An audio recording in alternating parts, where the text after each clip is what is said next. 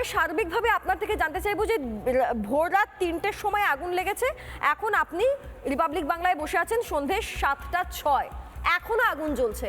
এখন আমরা বলতে পারছি না যে না আগুনটা নিভে গেছে, সবকিছু কন্ট্রোলে এসছে। কতজন মারা গেছে নিশ্চিত রূপে আমরা আপনাদেরকে জানাতে পারছি। এ কোথায় রয়েছি আমরা? দেখুন, আমার মনে হয় দাবানলে বোধ হয় এতক্ষণে নিভে যেত। 12 ঘন্টা ধরে শহরের বুকে একটা ছোট জায়গায় আগুন জ্বলছে। এমন নয় যে এখানে ফায়ার ব্রিগেড ঢুকতে পারে না, হ্যাঁ, এখানে দমকলের ইঞ্জিন ঢোকে না, এরকম নয়। বিষয়টা হচ্ছে 12 ঘন্টা ধরে একটা জায়গায় আগুন জ্বলছে এবং আপনার কথা অনুযায়ী এই মুহূর্তেও আগুন জ্বলছে দাউ দাউ করে। আমার কথা হচ্ছে এই ফায়ার মন্ত্রী কখন এসছে না এসছে এটা আমার কাছে ইম্যাটেরিয়াল বিষয়, কিন্তু আমার কাছে বিষয় হচ্ছে এই দমকল দপ্তরটা থাকা কিসের জন্য।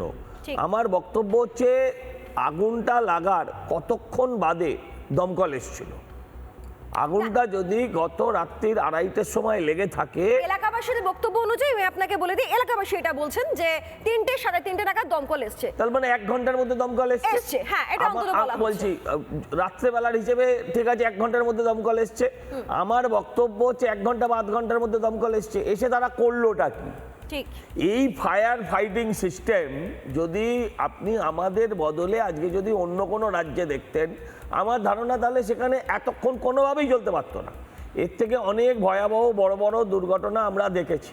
আসলে ফায়ার ব্রিগেডগুলোতে এখন সব ওই পরিযায়ী শ্রমিক, মানে হচ্ছে সব কন্ট্রাকচুয়াল স্টাফ, যাদের বেশিরভাগই কোনো ট্রেনিং নেই, যারা রাত বিরেতে কি অবস্থায় থাকে সেগুলো খোঁজ নেবারও কোনো লোক থাকে না। আমরা রাতে অনেকগুলো ঘটনা দেখেছি এবং বলতে খারাপ লাগে।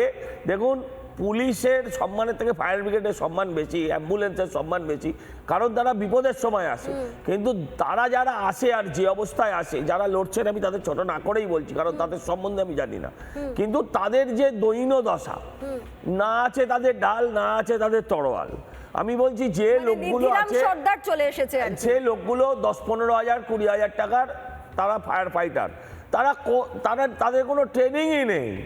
তা আমি আমার পাড়ার 2-1জনকে চিনি, তারা হঠাৎ ফায়ার ব্রিগেডের কর্মী হয়ে গেছে। আরে বাবা, অসাধারণ, কোনো রকম ট্রেনিং ছাড়া।